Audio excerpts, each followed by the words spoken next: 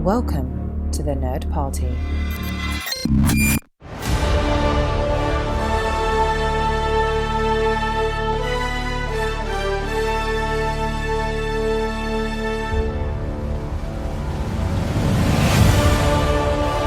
Hello and welcome to another special celebrating Superman edition of Missing Frames. I am your host, Shawn Eastridge. Normally on Missing Frames, we watch all of the movies we should have seen by this point in our lives. I should really just flip that because 2025 has been all about celebrating Superman, and Missing Frames is basically the between takes now. And I promise I will do a real Missing Frames episode someday, but right now I'm just too excited about Superman.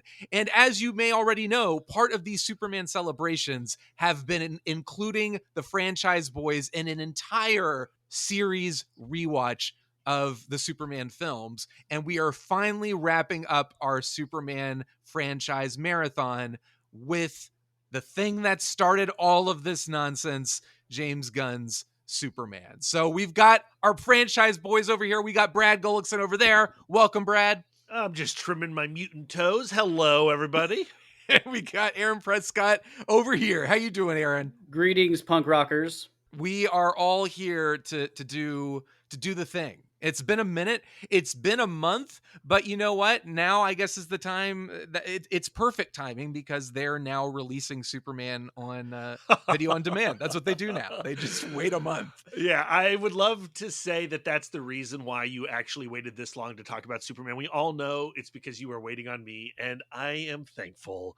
I was out of town. I wasn't available to review this thing with you guys, and I said, you guys just go and review without me, but you're too kind.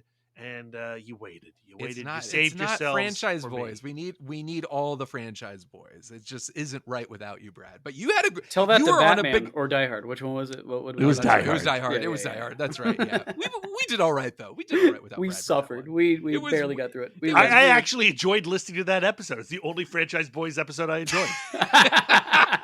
It was weird that Brad really loved, what was it, A Good Day to Die Hard? That was his favorite? Yeah, no, yes, don't you lay that on me. It was an odd choice, but you know what? You expect these things from Brad. But you had a lot of excitement on your plate. You went to San Diego Comic-Con. You went on a whole road trip. You were doing comic book stuff. It was great. I drove across this country from Virginia to San Diego. What madness. I overdrafted 3 times. I love that, though. I love that for you. So, Superman, it happened. We were all looking forward to it. I believe we were all excited for it. I think we were all hoping for the best. Did it live up to our expectations? First and foremost, Brad, we'll start with you. When did you see it? How did you see it? What were the emotions tied into it? Just remind the audience where your brain was when it came to James Gunn's Superman. Well, obviously, I was extremely excited for James Gunn's Superman. I'm a huge fan of James Gunn. I've liked pretty much everything he's ever directed. I think Super Minus the Man is a movie that might be a little too much for this guy. With Rainn Wilson and Elliot Page. That movie is a lot. And I've heard things. I've heard things about it. Oh, you haven't seen it? Never seen it. I'm very curious about it. I need you to watch Super. I need you to watch Super and report back. I'd like to go back and watch Super, right? But especially after seeing Superman. Yeah. Like, I love Slither. I love Guardians of the Galaxy, the whole trilogy, plus the Christmas special. I like that Christmas special way more than I thought I was going to. Like, I watched it the first time and I was like, well, I don't know. And now I watch it like all the time. And I really, really, really adore the Suicide Squad. That movie is another, I think that's also one of the best modern day 21st century superhero films. So the anticipation was extremely high for Superman, and anticipation is a hell of a drug, and it's also maybe the enemy of a good time, expectations specifically. And I think when I watched Superman the first time at a press screening, I was very much in my head, and I don't think I was with the movie. I feel like I was watching outside of my body. And while I enjoyed it on that first watch, unsurprisingly, it wasn't really until the second time when I knew what it was and I just gave myself over to the story and this interpretation of Superman that I really kind of fell in love with it. Aaron, when did you see it? I saw it on. Well, Brad had an early screening of it, but I got to see it with us normal plebeians on Thursday night. I was like thinking of waiting because the kids couldn't make it that night, and we usually go to movies on Tuesdays because that's cheap ticket day. That's our day to go to the movies together. But I was also like, I can't wait. I can't, I was afraid of, roaming the internet and seeing some sort of spoilers, or really, I have a really bad case of FOMO, so I had to go see it that opening Thursday night. So I did, and I too am a Gunn advocate as a filmmaker, as a writer, as a creative, as just an advocate for film and for comics. He has just a great positive outlook, and the way he likes to share his creative process, and you can tell there's he just has like this vibrant it's sincere. It's sincere. Really, it truly is. You don't feel that with a lot of like, it feels like big budget movies are starting to feel more clinical these days, and with him completely. It's like it all of the love and excitement is sincere. It truly does. And I mean, I remember like the first Marvel movie that I was kind of like questioning was Guardians, because it was that first one where you were kind of like, who is this, and why would this be the choice that we're not going with this character, we're going with Guardians of the Galaxy. And then I fell in love, and then it became like their best trilogy yet. And I just love the character arcs he throws in there. I love the things that he loves. He really puts into his films, and you can see a James Gunn movie. There's a lot of stuff that crosses over, and for that, I've been a fan of his. Even Scooby-Doo and Scooby-Doo 2. Those are some quality movies. Dawn of the Dead. Go back to Tromeo and Juliet. I mean, the guy's been all over. Specials? Which specials? His TV superhero movie. I don't know. Maybe I haven't seen that one. It's not awesome. What is this one? It's not great. Not great. But yeah, I am a big fan, and so I was excited to go see it. So yeah, I did have to go see it that opening night. It's so funny that, like, my friend Richie and I, who are massive Superman fans, became friends because of Superman, because we were both singing the Superman theme together after a high school play rehearsal.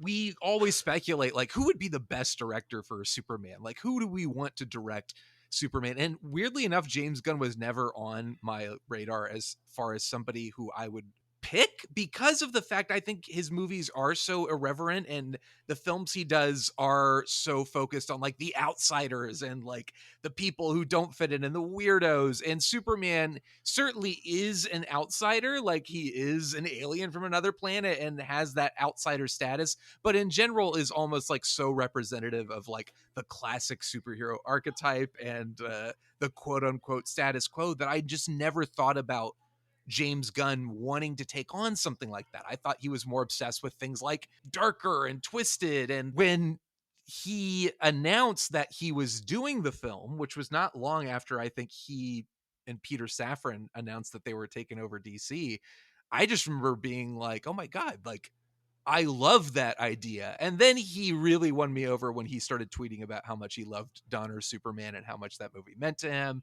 And I was just like, look, I just want a filmmaker who can acknowledge that movie's greatness and accept it, outside of the nostalgia of Donner's film, just acknowledging it as a piece of cinema that is important. That made me really, really excited. And so I have been a fan. I would say I've been a fan of James Gunn. Weirdly enough, I think my respect and adoration for him grew when he was fired from Guardians 3, just the way he handled it. And then seeing all of like the cast and crew go to bat for him, you just knew this was like a good, decent person to have people really fight for him. And then when he got to come back, it was just like, I was like, you know what? This guy is awesome. And it just felt like when he was taking on the reins of Superman, I knew it was going to be in good hands. I knew we were going to get something special, and I was really excited. And then it just happened to work out, after all this excitement and buildup. The first week Superman was in theaters, I got to see it at the press screening, which was on a Monday. Then Sarah and I had already purchased tickets to the Amazon Prime screening, which was on the Tuesday. And then a buddy of mine, I convinced him that it was a great birthday present for him if I took him to see Superman on the actual opening day. So I saw Superman 3 times opening week. I imagine you've been really insufferable this past month. Yeah. it was a great week. Let me just put it I'm just glad I have a lot of states between me and your Superman love. Well, it's funny you say that, Brad, because Brad and we saw it, and you were the only other person I knew I could talk to about it. So we don't normally call each other to rant about a movie we just seen, but I remember like texting you and you were just like, dude, just call me. So you were the first person I talked to about my experience watching Superman. And it was very similar to yours, which was just like, when it comes to these big movies that you build up and you're so excited for, and no matter how much you try to temper your expectations, you just can't really, you do tend to watch the film that first viewing I think you're kind of detached from it. It's not that I'm just excited for a new Superman movie. It's that I have really intense opinions about what is and is not a Superman movie, right? Yes. Built over decades of reading the comics and watching these movies. And so you really have to get out of this jail cell, or I had to get out of this jail cell that I had built of what I would want my Superman movie to be. I didn't make the movie. And if I want my Superman movie, I should really go out and make my own Superman movie. It'd probably have to be a bootleg, I'd quite love it. illegal. I'd watch that. Yeah, I'd buy that for $1. But like the great thing about a character like Superman or a character like Batman or any of these like comic book characters who've been around for decades is that it's probably already a version that is pure and perfect to you, and that exists on the shelf or on the screen already.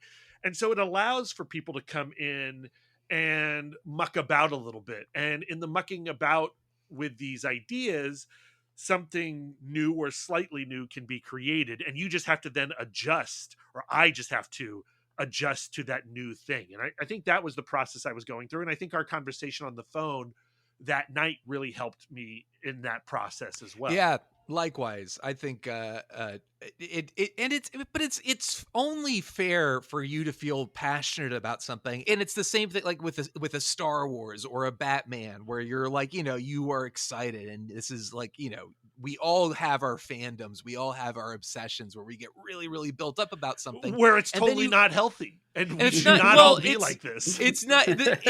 It's not that it's not healthy. It's just that it's not healthy if you cling to that and you say like exclusively, well, because it was not exactly what I expected and wanted it to be, it's terrible. Therefore, it's terrible. You can even think it's terrible for whatever reason you want to, but then just keep that anger and hatred, to yourself. Well, I think don't direct it to anybody. Yes, exactly. Like that's the problem when the outlet for it is like negativity towards somebody who enjoyed it, like like things like that. So I think, and this has happened to me, a couple of times. Honestly, I think the last time it was my anticipation for a film was this level of excitement was probably like maybe Avengers Endgame or The Force Awakens. And I've been through enough of this, and I'm old enough. For me, now. it was Paddington 2. Yeah, Paddington 2 is a big and one. And luckily it succeeded. And exceeded all. What do you think of Paddington in Peru? I started it on Netflix and I didn't finish it yet. Not that it was bad. I just we got distracted. But that is the appropriate. That is yes. I can't bring myself to watch it. It's okay. I love Paul King so much. Yes, it was my devotion to Paul King that led me astray. Exactly. So I think there is like it's okay to be excited for a film, and I think what's happened to me as I've grown older is it's more of the recognition of knowing like, okay, I've watched this trailer, like the Superman trailers were amazing, and I had a very visceral emotional reaction, especially to that first trailer. So in a way, it was almost like separating myself from my reaction to that trailer. I almost felt like if that had been the movie, I would have been perfectly happy, because that 2.5 minute trailer gave me everything I've wanted from a Superman film for a long time. But then, of course, it's like it's just a very concentrated, emotional spurt of energy that's representing the film, but it's not the film itself. So I feel like I've gotten better at that. But even then, I think going into Superman with these expectations, I was a little more flexible and a little more willing to say, I may come out of this feeling a little, not disappointed, but a little bit like I might have to make some adjustments and really figure out how I feel. And that's how I felt. And go into counseling and go into counseling and like, burn all my Superman memorabilia that I thought I wanted. You've bought so much Superman memorabilia. It's really bad. It is concerning to all of us. My dear friend Kale, who was with me at that press screening, we walked out of that theater and I walked straight to the popcorn buckets and bought every single item that I could get my hands on. And Aaron, Sean, just let you know, this actually isn't a podcast; it's an intervention. It's an intervention.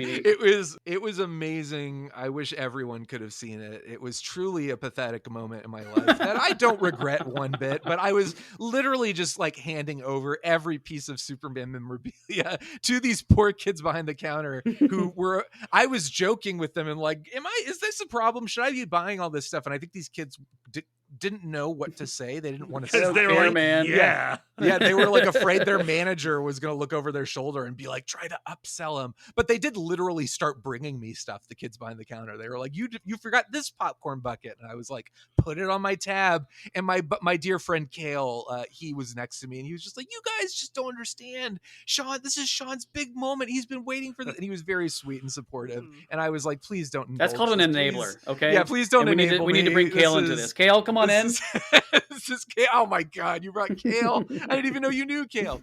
But this is all to say, the first time was an experience. I had fun. I had qualms. I still have qualms. But like you, Brad, I got to see it the very next day with my wife and with a really energetic crowd. And I think that cemented my love for the film and my appreciation for what James Gunn did. Sean, how many times have you seen it? I've seen it 5 times now. Aaron, how many times have you seen it? Twice, baby. All right. Oh, okay. Well, Aaron, how did you feel, Aaron? I loved it. It was something that was just, it provided that dopamine hit of what I was hoping it would provide, of hope and humanity, and something that felt and looked like a comic book strip come to life, and just had all of the positive, energy that I was looking for. Because, having kids, our usual, especially for my family, our usual, like if we're going to go all see a movie together, since it takes, a lot of effort and money, a lot of see money. one movie. How many popcorn buckets do you own, Aaron? We get the one large, and then we bring a plastic bag, and then we dump the popcorn in the plastic bag, and then we go get a refill so we can share it, because so you can take it home for dinner the absolutely next day. You know how it is. No, they're onto you now. Employees are listening. Exactly. But when it comes to our movie going watching, we can only do like so many when we're doing it all together and on an opening night thing. So it's usually an MCU film, because that's just kind of like, it's something that all 5 of us can kind of be like, oh yeah, we're all going to see that. Because just the other night we all went to the movies, but the ladies went to go see Freakier Friday and the boys went to go see Naked Gun. But it was something that just I fell in love with and had a great time, and I couldn't wait to watch it with the family, especially the boys, because they're big into superheroes, and they know, even at their age, they know something just kind of felt off with Snyder's iteration of Superman, And let's not get into it. That's I'm for not. I'm another not. That's all I'm. podcast. That's all I'm bringing up. That's all I'm bringing You can up. find all those great conversations right here. Yes. on Sean, Missing Aaron, Frames. I had a conversation with a friend at Comic-Con who listened to those episodes. Uh-huh. And he was like, you guys were really getting into it. Shout out to Steven, by the way. Who's probably listening to this episode. Thanks for too. listening, Steven. Yeah.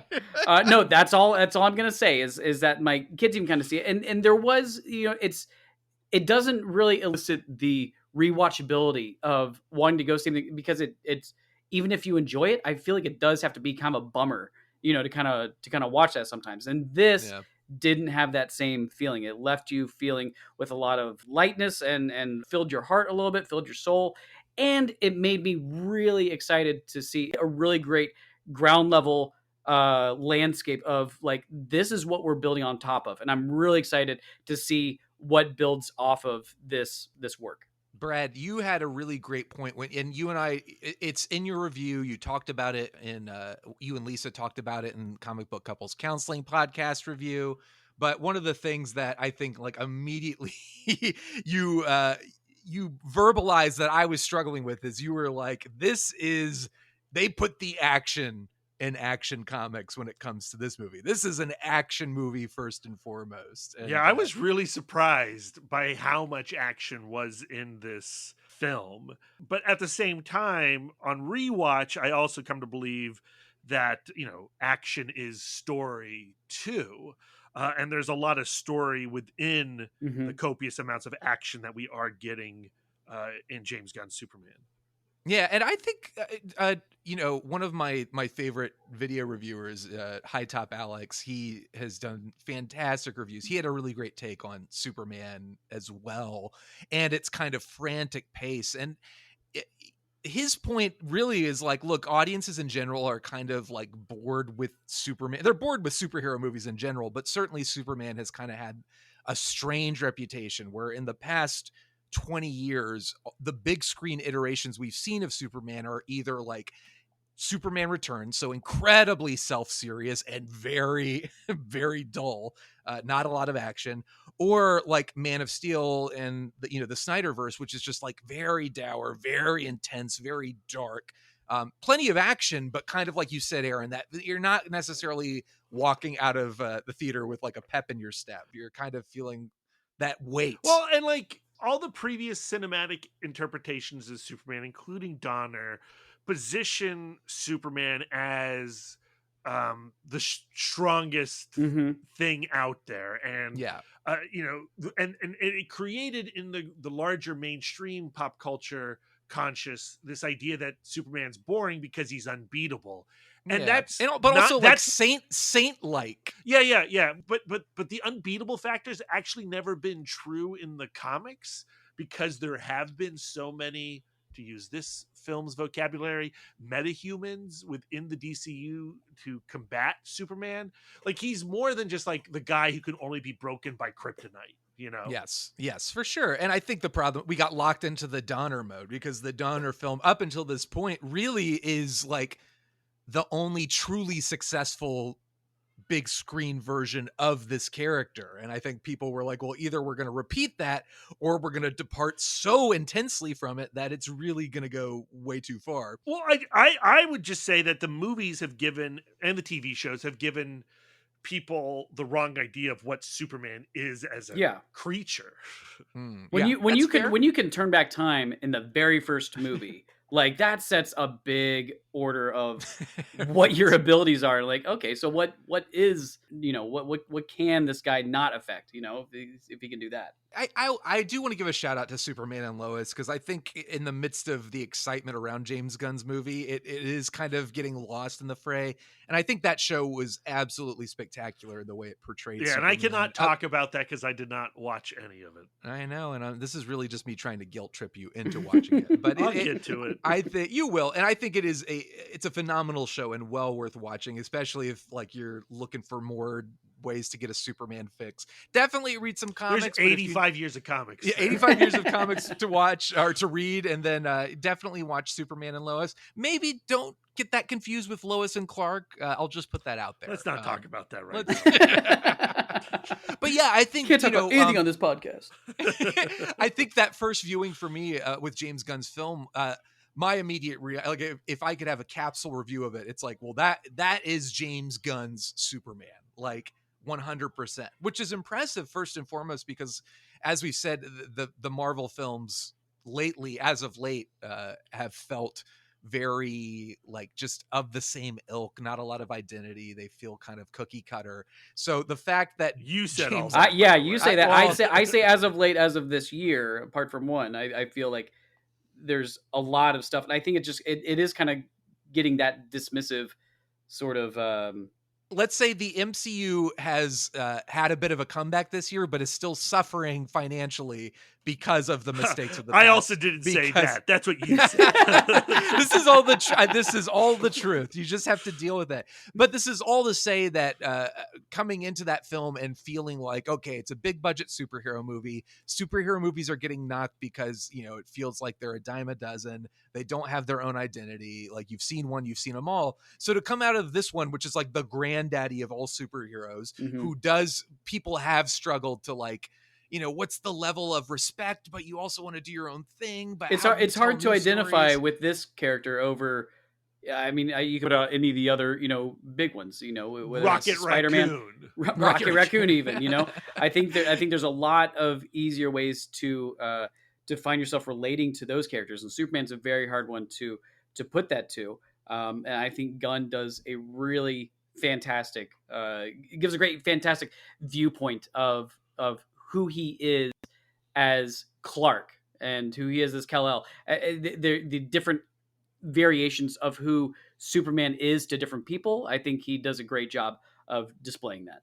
Yeah, I think so too. And I think that more than anything, it carries his personal stamp, like it's like there aren't a lot of filmmakers, it feels like, working in this realm, like the giant big budget, particularly superhero realm.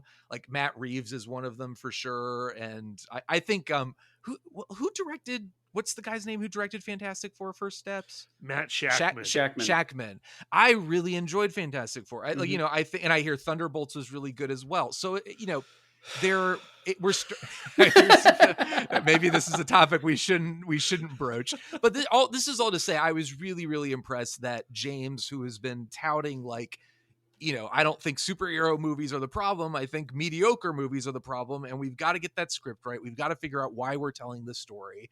And let's start at the heart of it first and let's build from there. And it was really cool to see this film work, not only for me as a Superman fan, like seeing like, oh, finally I get another really great Superman movie, but also like another great James Gunn movie. It feels like a James Gunn movie. And I think it was weird for me watching it the first time because what I love so much about Donner's film is that kind of mythic quality and that kind of like, there's a level of like religious quality to it. It's fun, but you are treating Superman as like, oh, he's basically Jesus. I mean, like, I don't even know if Donner treats Superman like Jesus. I think other directors treat him like Jesus, but Donner is embracing American mythology. Yes. So there is an element of like grandeur and it's like a fable, like it is American mythology. So there is that vibe to the Donner film.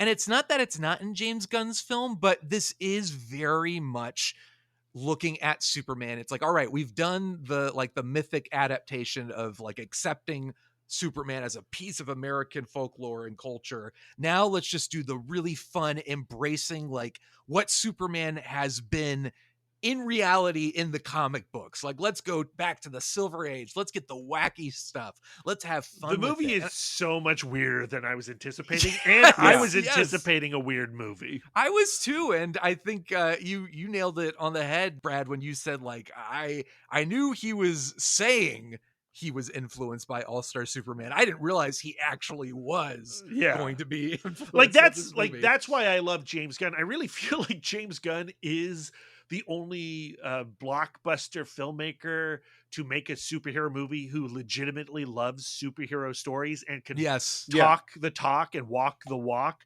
and has gone out of his way to promote the creators of all these various comic book stories, and shows a tremendous comic book influence within this film. And I think one of the many reasons I like this movie so much is that it gets going as if we had just picked up issue 387 of Yes. like a 6-issue arc, and it doesn't like catch us back up. Like when the movie opens with what we saw in the trailer of Superman falling to the snow and bleeding and Krypto coming to his rescue, even as I was watching that scene, I was assuming we were then going to get a flashback.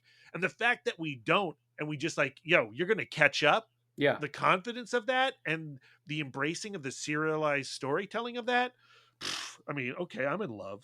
Yeah, but then also like then we go immediately to Lex Luthor with his goons in their giant high rise they're building and essentially playing a video game. Yeah. Like the I love Otis's line, just like he's programmed hundreds of different fight moves to take on Superman in every situation. I remember thinking immediately, I was like, okay, we are just going completely out there. We're going full on wacky. And I was like, I'm into this. Like, let's go for it. But it definitely threw me for a loop. I think the film is so heartfelt and so sincere in its emotions. But I think because it was, I don't necessarily want another precious Superman movie, like a Superman movie that's like super precious with the character, but it did take a moment for me to kind of adjust from like that feeling of mythic quality to like, oh, this is going to be more like fun, wham, bam, pow, comic book driven action and excitement. So that was a little difficult for me, but I think on the second viewing, having the understanding of knowing where James Gunn was going and my expectations being more in place, I was able to embrace it for what it was and really appreciate just the beauty of the story and the idea of using Superman as a reminder of how important it is to be a good person and to demonstrate kindness even to people who don't deserve it. And also how hard it is. Yes. Yeah. That it's not something that, Superman, it's like, oh, it's like, well, he's perfect and he has no problems. And I think James addresses it head on, but it's not like this is it's not like James is saying, well, let's switch it up and let's make it so that Superman does have problems. It's like, this is stuff that has existed in Superman lore for years and years. We just haven't really seen it on the big screen before. And I love, as you said, he is so passionate and he's so in love with this stuff and he grew up with it and it comes from such a place of affection and care and love that can't help but come through. But he really, he really demonstrates it with how he presents Superman and how he puts Superman through the ringer and how Superman's decision to be a good person is a decision. That's a really cool element to this film that, we have become so used to the idea of, Kal-El sent to Earth by Jor-El and Lara because they're good people and they sent him to Earth to save the Earth and to save him.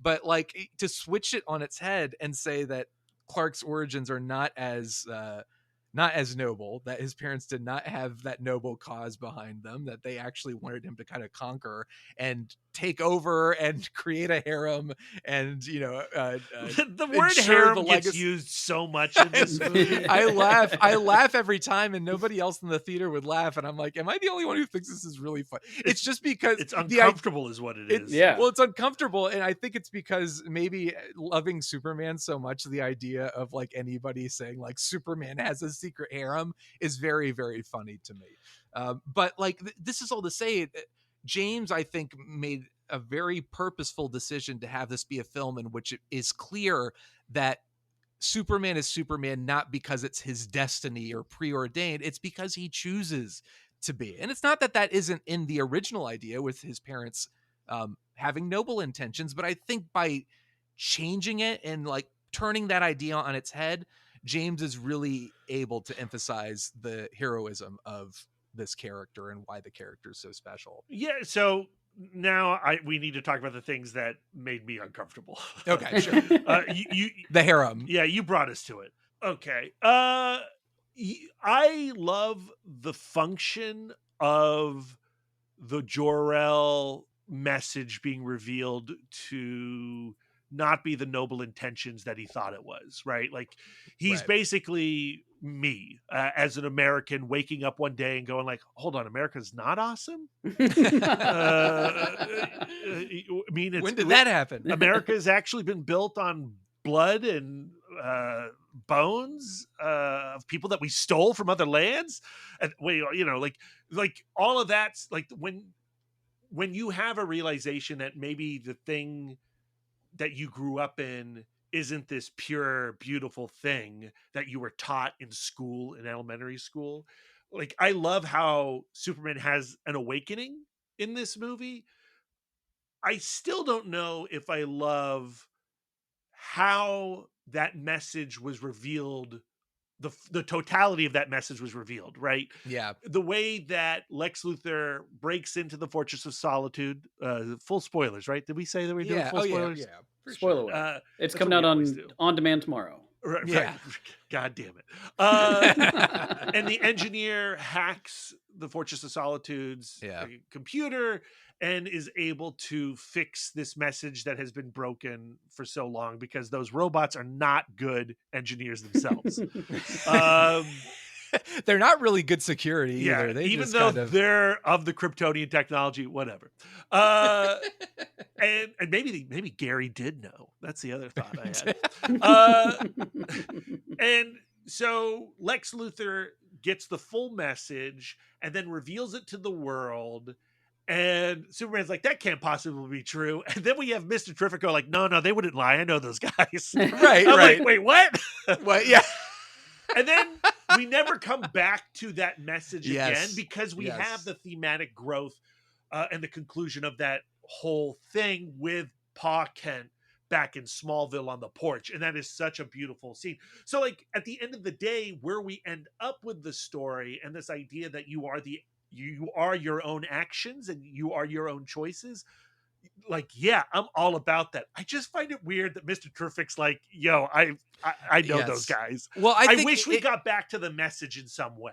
I do agree with that. And it might come up in a future film, but I don't want that to be an excuse. Like, I think every film should be able to stand alone and feel like a complete thing. And I don't want to live. And I think it does. I just, if I have an awkwardness about this movie, a big awkwardness about this movie, that's where it is for me after 2 watches. Well, you know what it is for me personally it comes down to the pacing of the film. It is a very frantic, like we are moving, we are on the move, we are going 88 miles per hour from the get-go. And moments like that, big beats that are like, completely changing the mythos and like blowing up our idea of what, oh wait, I thought Jor-El was a good person. What's going on here? Jor-El's never a good person. Well, all of this happens so quickly and it happens so fast. Like the beats are very, very quick. And like we barely get a moment for Superman to kind of process this, and then suddenly the world is turned on him. Also, like, wait, so is do people like Lex Luthor? Like, how does the population feel about him? Because everyone seems to really love Superman, but now they believe Lex, even though Lex just went on TV and said, well, that doesn't bother me at all, because I live in 2025. Yeah, exactly. Well, that's exactly how I felt. But you get what I'm saying. Like, it's all very, very frantic. And I think the movie, there's a part of me that's like, I do want to live in the world where the 2-hour movie makes a comeback, especially with superhero films where like so many of them have been 2 hours and 40 You're minutes. not going to get Aaron to admit to that. He's a 90-minute guy. Tight 90, baby. I know, but I'm saying like this is about as close as we're going to get to that. And I think what you end up losing maybe is some of that nuance. Yeah, possibly. Yeah, and I don't think it's like, I mean, it's not impossible to make a 2-hour film with, a level of like action and nuance and things like that. We have some of the greatest movies ever that are less than 2 hours that do that. But I think maybe James, in the process of making a new Superman movie and doing something new with the character and building the DCU and trying all these new things, I think the film does have a lot going on and arguably maybe too much. But I don't know. Aaron, how do you feel?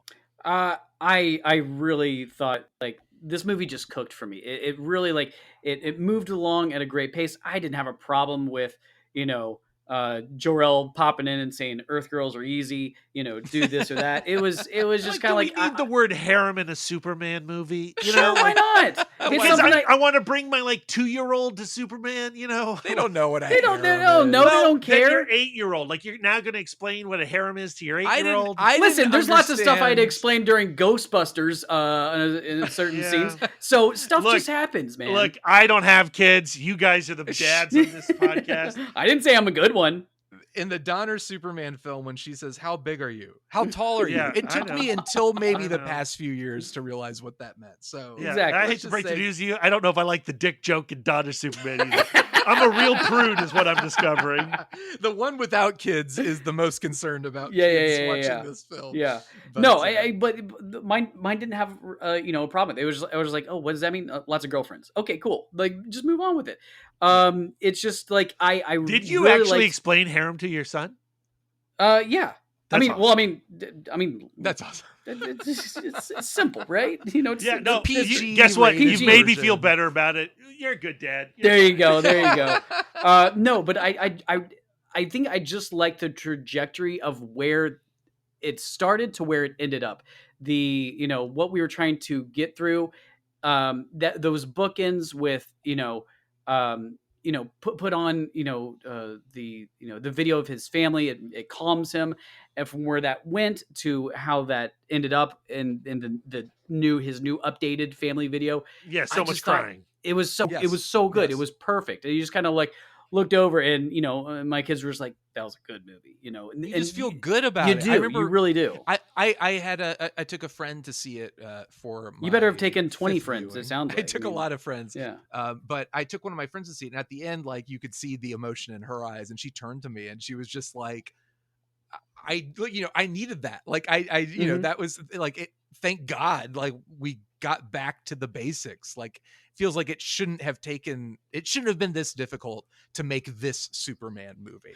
But here's the thing. Like, I wrote way too much in my little stupid letterbox review of Superman, and so little of it actually pertaining to the movie. It was Let me more go of like, check that out real quick. Go yeah, like you it. can- Everyone yeah, go yeah, like no. Aaron's letterbox review. A cool hand fluke on You know, letterbox. it's awful because it's literally talking about how we got to the 2013 version and how we got to this version, and how we get to this version feels like sometimes like we don't see the light until we are in the darkness, and it feels like we're in such a period where there's a reason why that 2013 version was that version at that moment, having something to say about where we were as a culture, as a society, and where this one comes out to say something where when James Gunn isn't necessarily commenting at the immigrant issue at that moment, or commenting directly to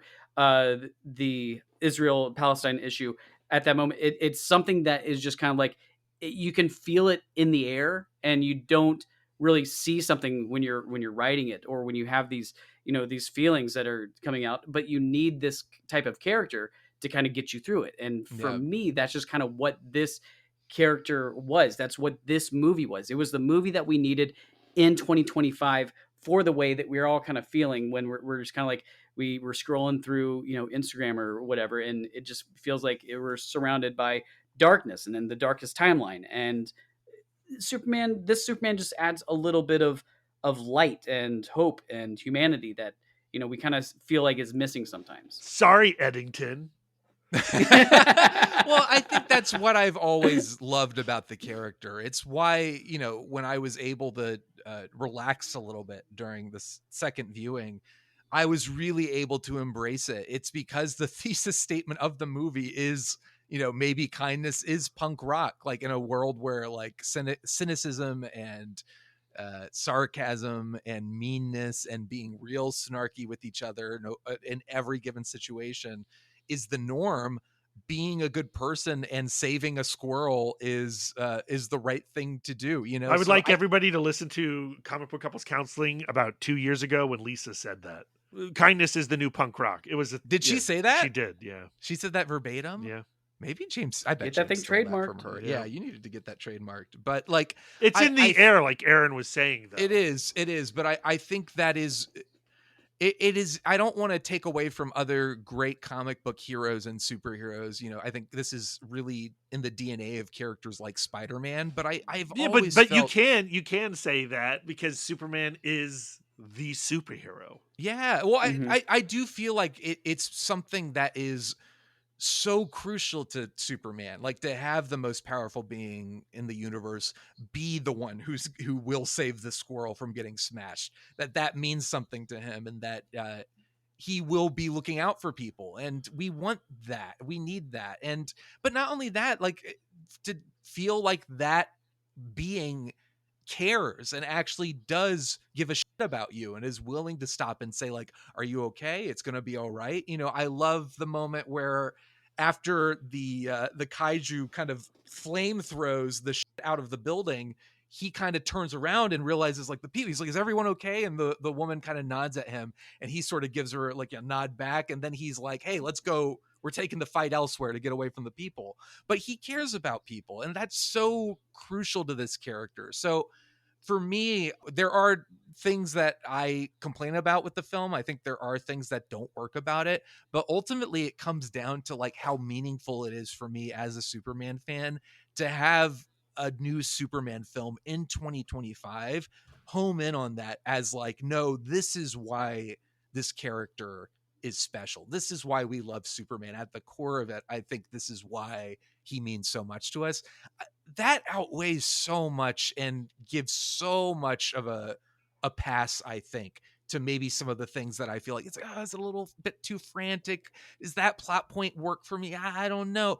I'm willing to forgive a lot strictly because at the core of it, the heart is in the right place, and at the very least, like Superman is Superman. I'm really glad that we have Man of Steel, though, because we know there is a possibility that Sean could hate a Superman movie.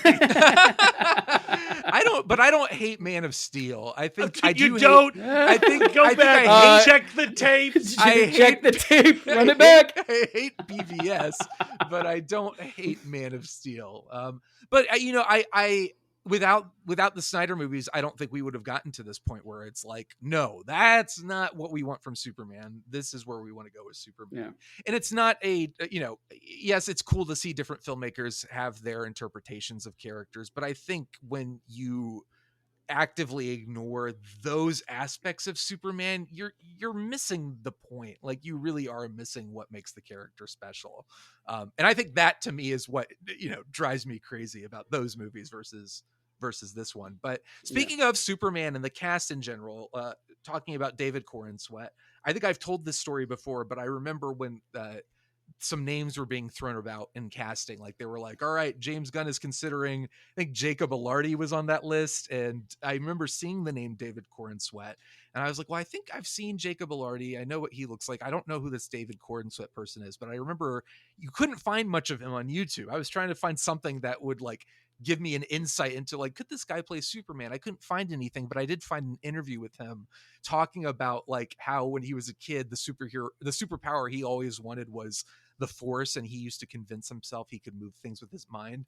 And then he said the other superpower he wanted was to have John Williams music follow him wherever he went. And then he started talking about like outer space and how amazing it was. He's like, isn't it crazy? Like people looked at the moon and thought like, we could probably get there, right? Like, and he was just geeking out about outer space. And I was like, well, I don't have to look at any other people. That's Superman. Like if that guy gets cast, then I'm thrilled beyond all reason. And then when he ended up getting cast, I was on board from the get-go. But David Corenswet, how do we feel about him? Brad, how did you feel about David? I think he's perfect, and I think his chemistry with Rachel Brosnahan is even more perfect. They're so good together, and like my first reaction to the movie is that we didn't get enough of them together. But then on my second watch of the movie, I think we actually get the right amount of time with Clois, because I like that Lois has her own plot that she's got to go through. And all the stuff with Lois away from Clark, I really, really enjoy too. I think the cast as a whole is fantastic. I love the supporting players. I'm here for a 5-hour cut of this movie. I like more of them. And that's really my only complaint. Yeah, I think more Daily Planet crew could go a long way. More Clark Kent with the glasses at the Daily Planet. More Wendell Pierce as Perry White. Like More I want Jimmy Olsen. Give me that HBO Max series where Yes. he gets it. Yes. Yeah, but you're right. I think one of the things that bugged me was feeling like, well, because we're kind of thrown into the middle, like we pulled issue number 20 off the shelf without having read any of the other ones. It does feel a little bit like, oh, we're, Lois and Clark are already in the midst of a relationship. And how do I feel about this? Do I miss seeing the two of them kind of like develop that romance? And, there's a part of me that does, but then there's also a part of me that's like, well, we've seen that. Definitely so many hundreds not. Of thousands Yeah, of because we times. have seen it a bajillion times. And the scene that we get where we really are introduced to them as a couple, the interview sequence is one of my favorite sequences of any movie this year. Oh my God, I know. It's 15 minutes. I think it's 10. I think it actually is like 10, 12 minutes or so of the film. But like, I was like, that's not true. That's not 10 minutes. That's like 5 minutes. But it's like, it's a 10-minute from the moment I think she shows up at the apartment to the moment where he leaves. I think it is about 10 minutes or so, and it flies by. And there's a part of me that wonders if, like, in the cutting of the film, James is like, this scene needs to be in the film in its entirety. It's at the beginning, so I get like, I have to pack the rest of the film with action just in case people are not on board with this. But then the opposite happened. People were kind of like, I want more of that. I think James knew exactly what he was doing. I think we have just the right amount of time. I think it comes in perfectly where it needs to come in. That's the move. That's the moment where I was like, okay, this movie is going to be great. Even on my first watch, I didn't have the issues that you had where you're like, oh, I don't know about the pacing of this. Like, to me, the first half of this movie was everything I wanted it to be. And like, again, the only thing that really bothered me is the thing we already talked about. Not coming back to Jarrell. Yeah. But that's the thing. I think for my second viewing, I realized maybe I do want more Clois, and that is still a sticking point for me. But the stuff we get of them together is so phenomenal and beautifully written, beautifully staged. Like their second big scene together is the moment good. of like the fight. Just this whatever in the background. I think some people, he says like a cosmic imp, so it's like, is that Mxyzptlk? No, it's just some stupid crap. Just something. But it's like that's beautifully just life shot. in Metropolis, dude. Life in Metropolis, and I love that so much. I love the internet. The internet's like, I think that's Mr. Mxyzptlk. Like, no, dude, it's not. It's a thing. Don't worry about it. What if it does turn out to be him? Oh God.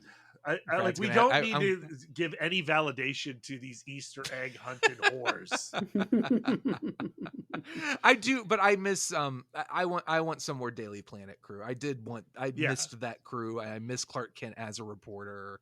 I missed that stuff, and I'm okay with trading it this time around. But we can slow down a little bit. I think the next time around. Aaron, did that work for you? Did that relationship work for you? The romance? I mean, I want more of that big Jimmy Olsen energy as well. Yeah. That just like all of it hit. Yes, the Lois and Clark relationship, and being already like we've already got the meet cute that already happened. We don't need that again. We're in like the early stages of the messiness of truly understanding who these people are in a relationship and how they deal with one being this alien super god, and another one saying, yeah, but this is where we live, and this is having to kind of understand and flesh out all this stuff. I thought it was fantastic. And yeah, every single like little playing character was just perfect. I do agree. I would want some more Daily Planet stuff, but I also feel like we got just the right amount to tell the story that we're telling. And so yeah, if we get that Jimmy Olsen HBO series, I think that'd be fantastic. But I really liked just the relationship that they all shared. But especially every time we saw Clark, or especially David Cornsweet as Clark, I was like, that was another aspect that reminded me what I missed in Snyder's Superman. And it's not that I don't think Henry Cavill can't do it, because I think he does. I think that, it's so much of Zack Snyder's singular vision of who this character was. It didn't allow that Clark to show up, for it to be an absolute, cornball of a Right. dude that, like, just looks goofy. And when you look at a Henry Cavill, you're like, you're definitely Superman. I can see you. Like, even when you put those glasses, there's no mistaking it, but David Cornsweet just kind of melted into character, just like Christopher Reeves did. There was you could tell that there was time spent on who those two characters were, and they were two characters that, one was a character and one was the actual, person. You could tell that Cornsweet really put a lot of time and effort into differentiating those two. And so I just love that. So yeah, give me more Daily Planet. Give me more, all of it, really. It was so much fun. Well, and speaking of David Cornsweet as Clark, and like, getting to the core of that character, and like which one's the real one, and like is it a put on at all points? Is he putting on a performance when he's Superman? But like the moment between him and Jonathan on the bench, Aaron, I kept coming back to what we talked about when we talked about the Donner film, which is just like, because Glenn Ford and that scene in the Donner Superman film is so powerful and effective, it slips your mind that it's like, oh, he maybe has like, it's like a 4-minute scene, like the heart of the movie, one of the like the really like emotional relationships in the film. One of the emotional cores of that film lasts like 3 or 4 minutes, and it reminded me of that because we do get so little time with the Kents, and they are so wonderful in that little bit of time we have them. But like just that little moment between him and Jonathan of that like sincerity, and like just like the pain when Clark said, like, it gets me when Clark says like, they sent me here to hurt people. Like, it's like that to him is the ultimate blow. Is it's like, I don't want to hurt people. I could hear Jonathan Kent say burritos all day long, though. Yes, please. And I want more of that. But I think like just those beautiful moments where we get them, like the human moments are there. And Brad, to your point, like the action is story, and like there is a lot of action in the film, but we are seeing a lot and learning a lot about these characters. None of it felt like a producer note of like, oh, we need an action beat here. It was all serviceable to what the next part of the story was, to tell this or that. It really clicked for me. So how do we feel about we've talked about Lois, we've talked about Clark, we have not talked about Mr. Luthor. How do we feel about Nicholas Hoult, Brad? Love him. Yep. He's great. I will say though, I don't know if I love like completely manic Luthor. Part of me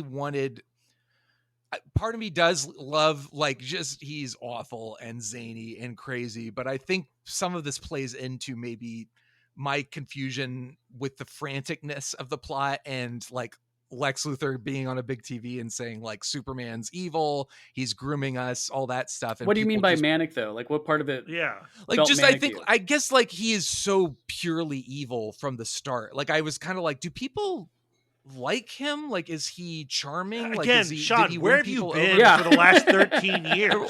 Well, yeah, I get that. Like that's fair. Like, well, if Lex Luthor was on Fox News or Alex Jones or whatever, I don't think you'd be watching that. But that makes him less interesting to me. So when I disagree. I deeply disagree. When I see Lex Luthor, like I want to feel some level of empathy for him. What? I don't feel a lot of empathy. I don't feel a lot of empathy for the people that we are describing in the real world. I don't know about that. You are really channeling Superman. You're like, we gotta find our empathy for Lex Luthor. I mean, that's he's why like I love a squirrel, Superman. dude. You know, yeah, he's like a squirrel. I mean, maybe that's the real punk rock. He is the product of his genes and his environment, and he's damned by those things the way that all the assholes on this planet are. And so I have like some understanding of their humanity, and I think it's important to recognize the humanity of the scum of this planet so that we can avoid having more scum on this planet. But like Lex Luthor is highly relatable. He is somebody I see every goddamn day. And I really enjoyed how that version challenges this version of Clark Kent and his desire to love people. You know, Yeah. like that's why I think it's so important that we get this particular version of Lex Luthor in this movie, and the whole business about envy and you know the Ultraman of it all. I freaking love everything with Lex Luthor and Luthor Corp in James Gunn's Superman. I was just gonna say that it's that final shouting match showdown is what it all comes down to, because we got the big Ultraman CG fight and explosions and a dimension rip that's tearing through the city and all that stuff, and the only thing that Clark has to fight against Lex are his words, are his humanity, and him showing how much stronger he is just by trying to be a good person. Because if he does anything less, he's turned into the person that Lex has feared him to be. And I found that so compelling and so interesting, because what it showed between other iterations of Superman, it's not how hard you can punch, it's how much you can, it's how Okay, much Rocky, you can pull do back. it. It's how much you can pull your punches, how much you can hold yourself back, because you have that strength to just decimate that dude and end all this suffering. But there's something about where he's maybe trying to find some sympathetic part to Lex. But As somebody I loved... who prays at the altar of All-Star Superman by Grant Morrison and Frank Mm-hmm. Quitely, like that book presents like two modes of behavior to follow, and you need to have those two modes. It's the angel and the devil on your shoulder. You need to have the Superman and you need to have the Lex Luthor, because we have those around us. And it's about like, well, it's easy to fall into Lex Luthor mode and follow Lex Luthor. It's much harder to strive toward Superman's view of us than Lex Luthor's view of us. And I think that's why I think that's why we have this version of Lex Luthor in this movie, because James Gunn was so influenced by All-Star Superman. That's fair. I do think the All-Star Superman version has a bit more nuance to it, though. Like, he's certainly purely evil in that book, but I don't know. There is like, it feels like it's a bit cranked up to 11 throughout the whole film, and there aren't enough. I don't know. And it might just be, maybe it's just the framework of it. Maybe it's the fact that it does feel like, because of the way the plot unfolds, and I don't understand exactly. It's like, okay, so he's a weapons manufacturer. I know all this, but like, do people like him? Like, do people appreciate, like, are there people he has who a whole agree with boardroom him? of people who signed up for that job to make money, and you don't need to be but like, you know that answer already. That's what I'm saying. Like, that people would like that guy, because people like that guy. I don't want to assume that. I want to see more demonstration of it. And I think maybe I don't know. Like, again, if we had a 3-hour movie, maybe. Well, yeah, exactly. That's what I'm saying. But like, you do have a demonstration of that through Michael Ian Black and Peacemaker in this film. That's fair. Yeah, that's a good point. And I do agree that All-Star Superman has more nuance, because All-Star Superman is All-Star Superman. Yeah, I think Nicholas Hoult is great, and I do love, like, it's like, well, pick one, Sean. Like, do you want the 3-hour movie, or do you appreciate that it's a 2-hour movie? Do you want like evil manic Lex Luthor? I don't even need to just be here. Awful. I love it. Sean's like pick. Sean's fighting with himself in this podcast. I love it. But like, that's the thing. And so it's like, I give or take. And my feeling is kind of like, I wish I had had a little bit more understanding of what Luthor's function in the world was, versus just like, let me he's send in his you tower some links and after this. he plays a video game that he uses to beat up Superman. I bet you he's got some 3. really great electric car business. Lesla is probably doing great. Lexla. Yeah, Lexla. Yeah, that's it. I think Not that's Lesla. Who else? We got there's Crypto. How do we feel about Crypto? Crypto's in the movie and he's a dog, Fantastic. which immediately I love it. And a lot of people have been talking about this, because I'm like, I'm just like, look, put as much crypto in this movie as possible. And a lot of people have been like, I think he used him the right amount. And Yes. you know, I think my fear was it was going to be used too much, because knowing James Gunn's love for animals, I feared it was going to be too much and it was going to overshadow. It was going to be used as a real crutch. But again, it was used for a point of context. It was used for creating heart, because he wasn't a perfect dog. He was an asshole of a dog, and he still had to like put up with it. It was a and his it was poor a foster robot situation. scary. Oh, Right. Just use them as little chew toys. It was awful. my buddies John Mills and Matt Rushing on the 602 Club talked about this, and it was a really good point.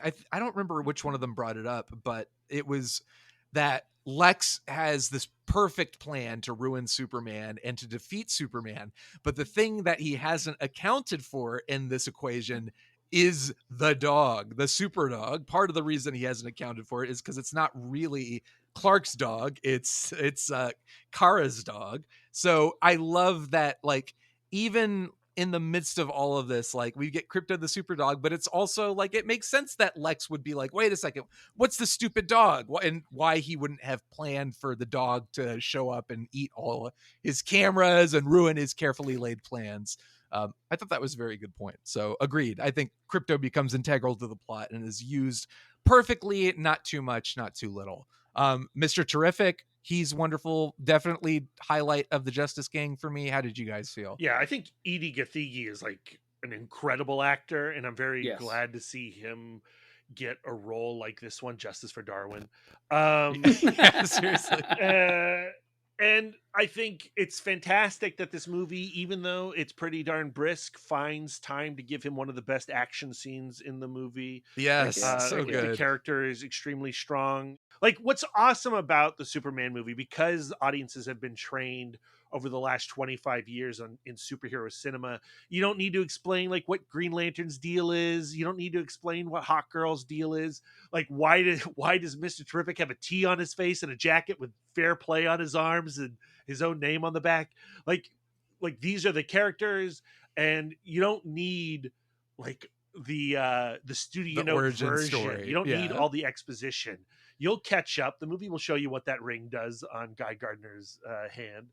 Well, I also love that it feels like Marvel kind of trained us to think of like, oh, if this hero appears, we know they're going to get a spinoff, and it feels so nice to actually want that again, like to watch this movie and to see Mr. Terrific and think like, well, here's a character that could be set up as like his own series or his own film, but to watch it and actually be excited about that prospect again because of the performance, because of the writing, because James Gunn and this team have taken the time to make these characters important and have something to do, and they have personality and they have things that they bring to the table that make you want to see more of them.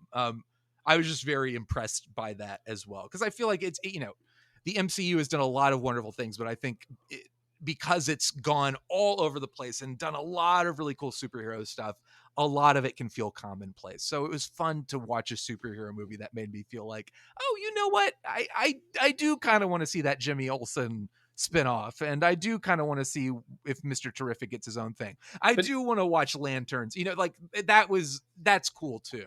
Yeah, even if they're not being used for anything in the future, the thing that I again liked is the ability to use these characters as a service for the plot or for the characters. That's, I think, what's so great about Superman is that these characters feel like supporting characters, like any other character in any other movie. Like they don't feel like they've been shoved into the plot to develop anything else.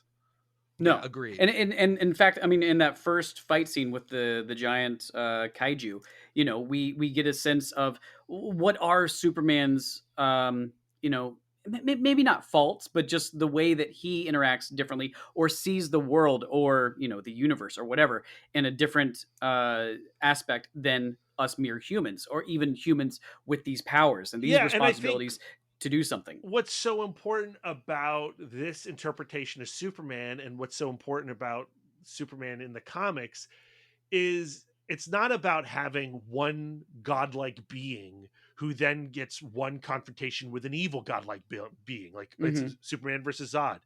It is a universe filled with beings like this. And if that's the case, what does make Superman super? It's not his strength. It's not that he's got a cape and that he flies around. It's his perspective, right? Yeah. And it's It's about the choices that he makes. That's what this movie is about.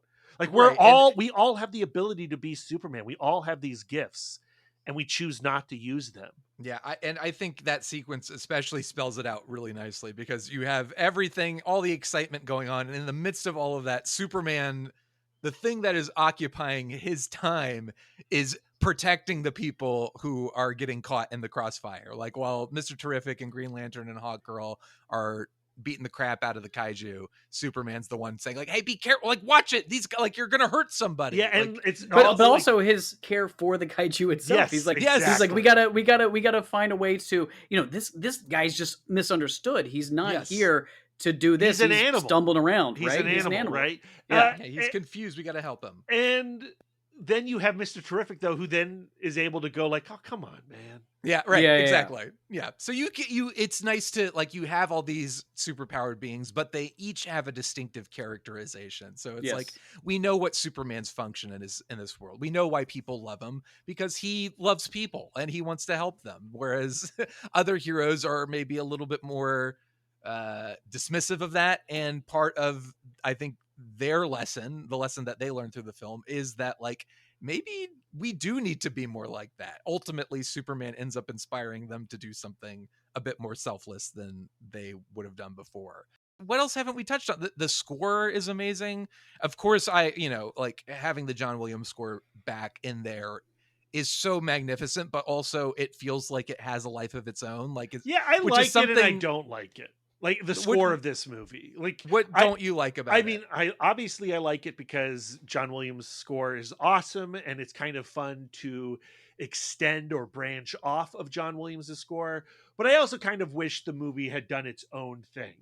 And if I had one great positive thing to say about Man of Steel, I do think that Hans Zimmer came up with a really great Superman theme in that. And I think there's just opportunity there to create new. And this is a movie that doesn't rely a lot on nostalgia, except in that one aspect. And I find it a little distracting. I don't know. I just think it's like, it's like the Star Wars theme. It's like the Bond theme. It's like, it's Superman. You need it. Yeah, and I disagree. Yeah.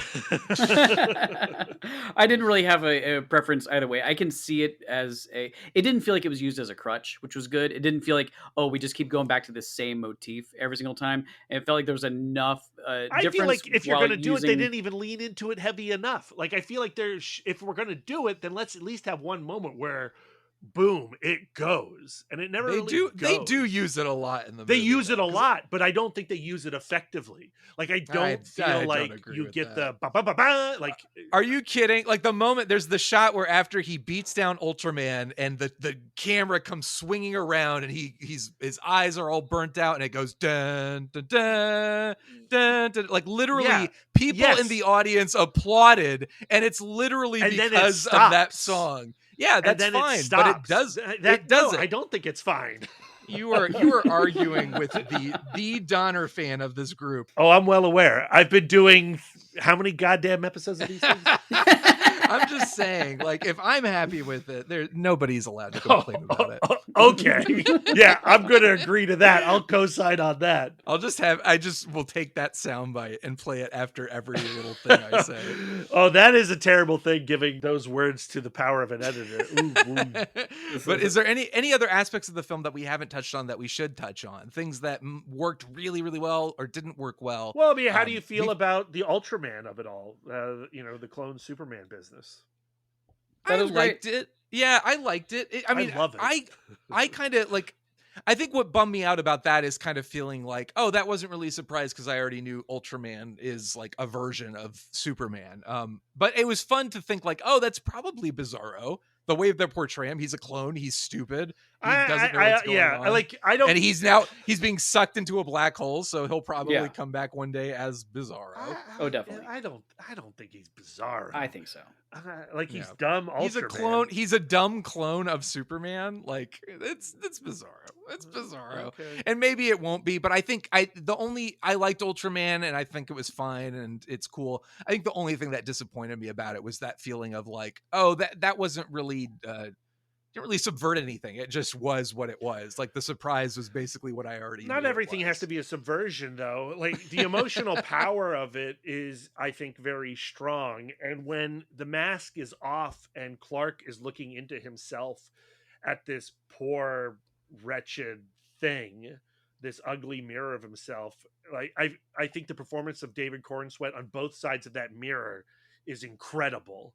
Oh, it's great, but it's also like it, what it says. His reaction to it is very like, really, like you're that desperate that you basically just created a version like of me. that's in the dialogue, but I don't think it's necessarily in the perform. Like again, like when it's silent between the two of them, Yeah, I think there's a lot of hurt there. Yeah. and Yeah. that's what I really, really like. Yeah, and again, I'll just keep hitting over. I like that it was serviceable to the plot. There was a reason, how Lex gets into the Fortress of Solitude.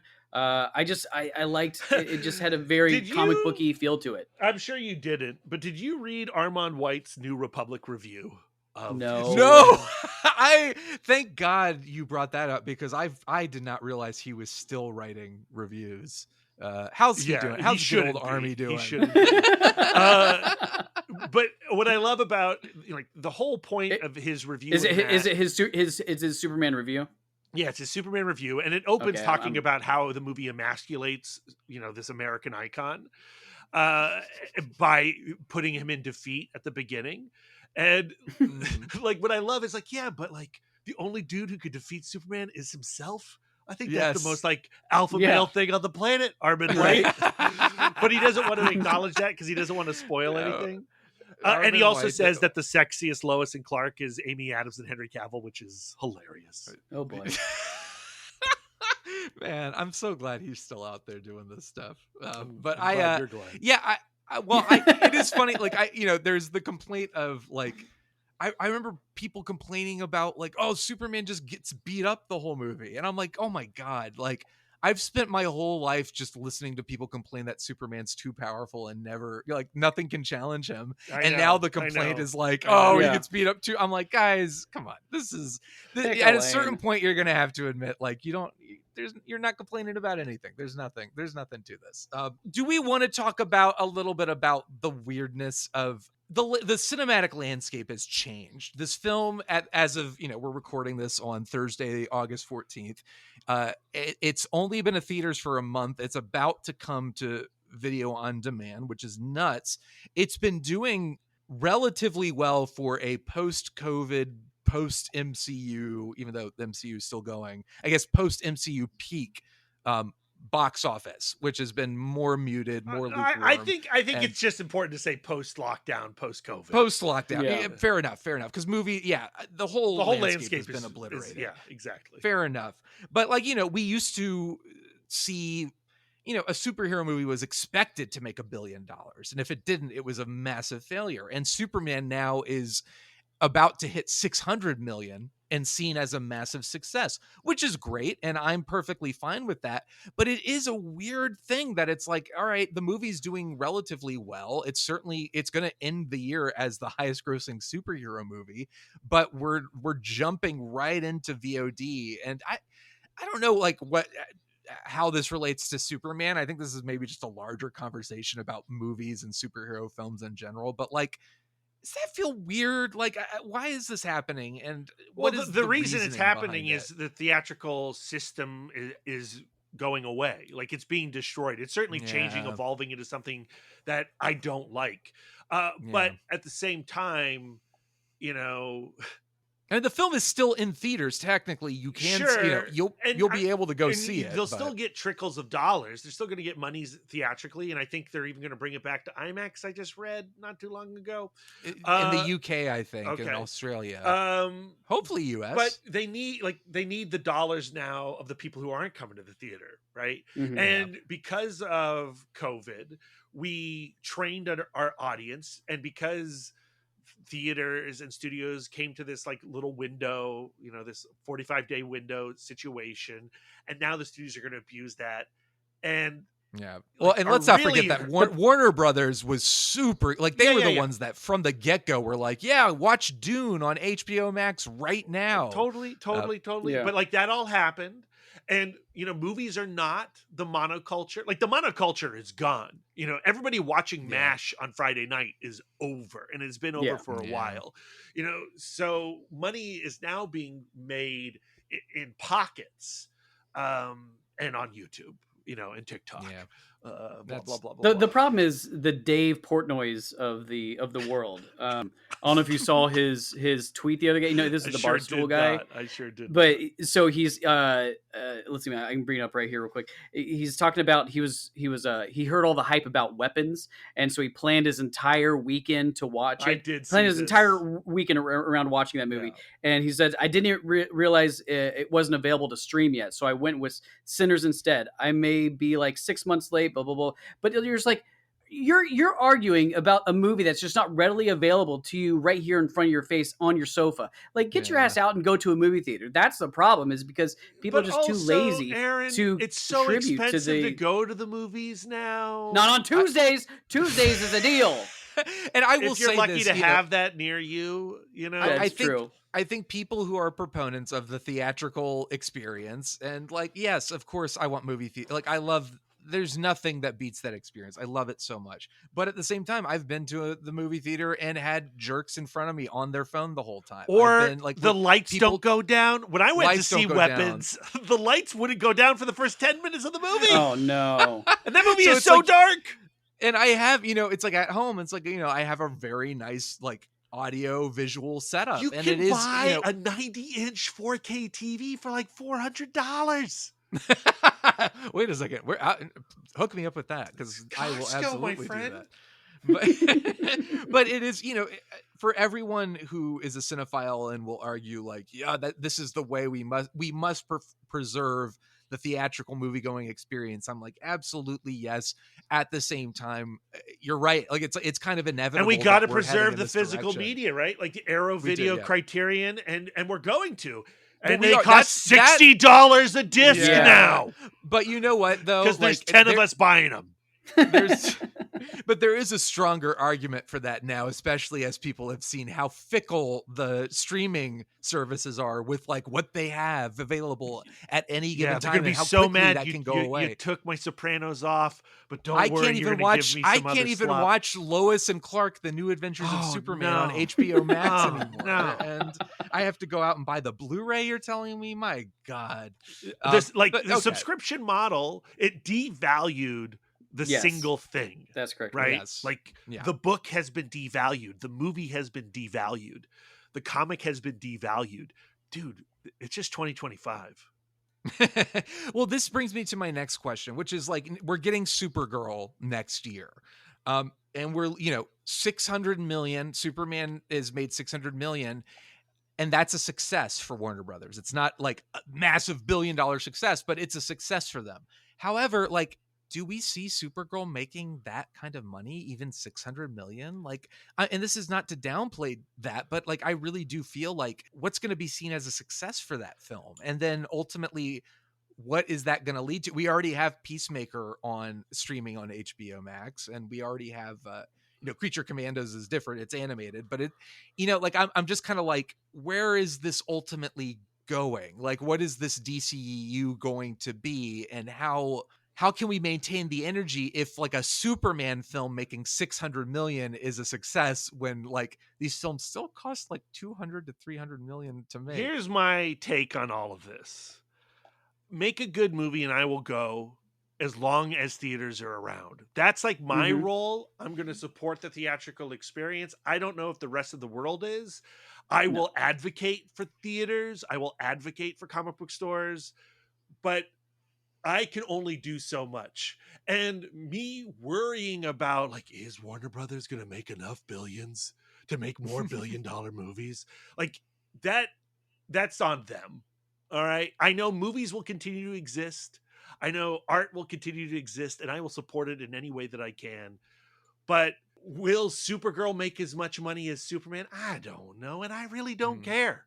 I mean, they just need to be more, it's stupid common sense stuff of just being more financially responsible. Thank God they've got AI, because they're going to take out the whole human element. Take them all, and it's going to be so cheap to make. Just easy peasy. Write a script, prompt, boom, hit enter, done. And Zaslav can get his bonuses back up to the multi millions or wherever it is. That poor guy. It's pathetic. Yeah, he's really struggling. Yeah. But is Lex Luthor believable?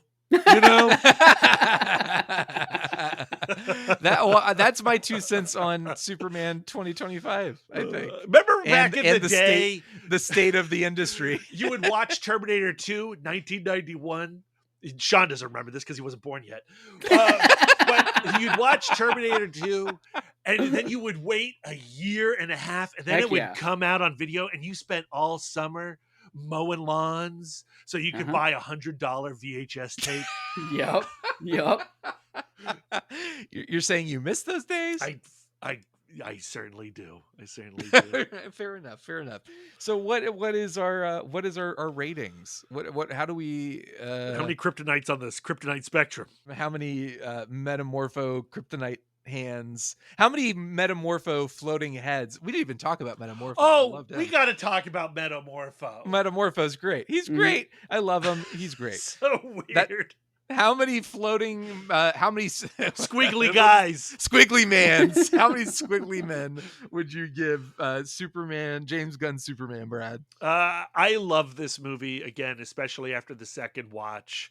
It makes me all warm and fuzzy. I am giving 4 squiggly men. Aaron, how about you? I'm right there with Brad. It receives 4 squiggly men. I can't wait to watch it again, and it is one of those movies. Even though it's I don't know if it's a depth of like other movies that like kind of stick with me, but there's just like a sincere levity to it that I really just like going back to. Like even if it's just putting it on in the background, there's something that's warm about it, and so I can't wait to get all comfy with it again. So 4 squiggly whatevers we're doing. Guess what? It's the hand holding club hand-holding here on the club. Franchise Boys. It doesn't happen often, but not. it sure is special. Especially with Superman. 4 squiggly men for James Gunn's Superman. All right, now let's get into this ranking of the entire franchise. Well, we did.